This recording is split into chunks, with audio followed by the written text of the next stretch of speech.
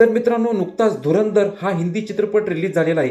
चित्रपट box office वरती चांगली कमाई देखील करत आहे. तर उरी द सर्जिकल स्ट्राईक या चित्रपटाचे डायरेक्टर आदित्य धर यांनी हा चित्रपट डायरेक्ट केलेला आहे. चित्रपटामध्ये Ranveer Singh main lead role मध्ये आहेत. त्याचबरोबर संजय दत्त, अर्जुन रामपाल देखील आहेत. या सर्वांनी चांगला अभिनय केलेला आहे. पण या कोणाबद्दलही प्रेक्षक एक शब्द सुद्धा बोलायला तयार नाहीत. चर्चा आहे ती फक्त अक्षय खन्नांची, ज्यांनी रेहमान डकेत यांचा रोल निभावलेला आहे.